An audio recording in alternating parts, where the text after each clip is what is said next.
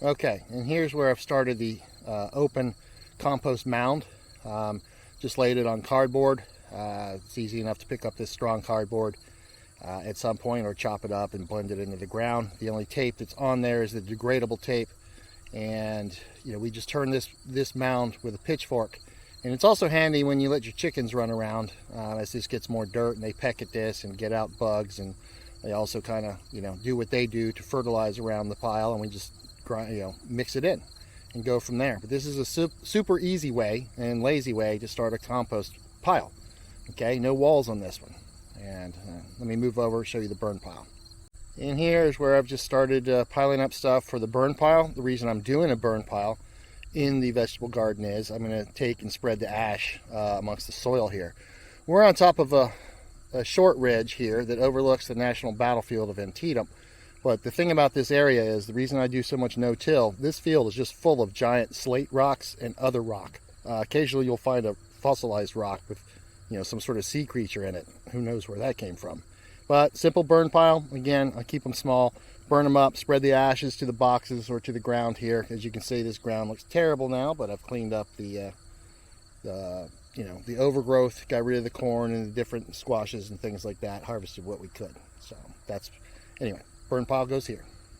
Right here is a sample of some of the rocks I was talking about. This is just common for the field. So when you're tilling, unless you have a giant rock sifter, if you're some sort of professional planter, which we're not, this is what you deal with, which is why you sort of do, garden boxes or no-till and add to the stuff. And that rock you see on the right, I'm going to clean it up because it looks like it has some fossil impressions in it. Maybe not, it depends. The other two are more of that, you've seen these rock walls and the DMV along the East Coast. Bigger versions of these are what they put in there. That's what we have through our fields. All right, so I was in the middle of doing the last harvest on this box here of mostly peppers, with a lot of Anaheims and stuff. And I was amazed at the quality of the peppers still, because it's late. And normally the bugs are starting to get to everything. And I'm finding very few damaged peppers. And the reason, look, I just took this off of one Anaheim, bush or whatever, plant here. And then I started noticing, I didn't have my camera out at the time, what these boxes have in common. Okay, if I pan here, these, so I didn't really realize before. Do you know the little bitty jumping spiders? The little furry guys that people make pets nowadays and have all their own videos? They're all through this. And now that, of course, I have the camera out, there's none around, but if one reappears while I'm harvesting this box, I'll shoot some pictures. So apparently they've been doing a great job on the bugs, because I don't use pesticides on this. The only thing we put in these boxes, we put the vegetable preen, keep weeds down, and I let praying mantises and things go out here as well. But I don't use any treatments on the plants. And if we lose them to things, we lose them to things. But here we go with spiders doing a great job. So from now on, any of the little furry guys I find around the farm that I need to move, I'm moving them to the garden boxes. And I've never seen them in here like this before. And I've seen at least 3 today, just in this one box. So anyway, on with the cleanup. Okay, as you can see, I got a little temporary door on the temporary composter. Okay, and it just slides out. There's some rebar and the stones just keep it in place. Nothing big. A giant wind could probably knock it down, but that's okay. It's just there to keep the pile going. And if I pan around here, you can see that, all right, I've got a bunch of the cleanup. We got the harvest done for the last peppers and onions, and as you can see in the boxes, like this box here, this needs a lot of help. So I'm going to compost a lot more fresh compost into this and keep applying some kitchen stuff for the next month or so and top this off because it needs raising. Okay, so out of our boxes, only 3 did not perform to their absolute best. One was this one, and it was simply because there was a lot of tomatoes in here and the soil was not deep enough. Okay. Then there was the shallow box that we did with tomatillas. It was just too shallow. Tomatillas need deeper soil than that. That was this box right here that you saw me prep for winter. But the main concern I had was I did find one box that has some fungus in it. And this box was the last one planted And if we zoom in here to this plant, you see this white stuff around the stem? I found that around all the small pepper plants. Now, to be fair, this box did not get harvested properly. Again, as if you've been following us, you know that my wife was having surgery for cancerous tumor this summer, and it was the end of July, and it kind of put a halt to things. But we got a tremendous harvest regardless, and now we just do the prep. So this is cleaned up around there, and I'm going to prep them like I did the other ones, and you guys can follow along. And I'll be right back in a couple minutes. Oh, and as you see here, the compost pile is getting high.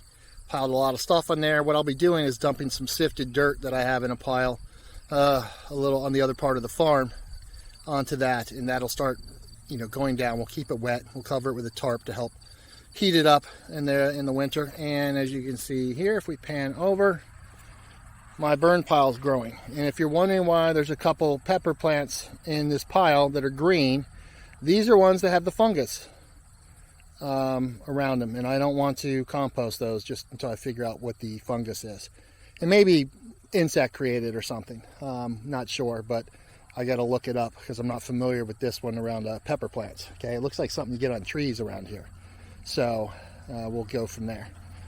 And as you see, though, it's still looking a little rough, but it is getting cleaned up. Still a lot to do, but I've managed to do the harvest stuff in the last 2 days, and we got bushels of peppers.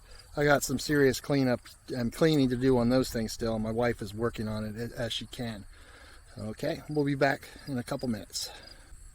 Oh, and this is a box of dahlias that my wife had been working on, one of them, and again, she didn't get the time to do it.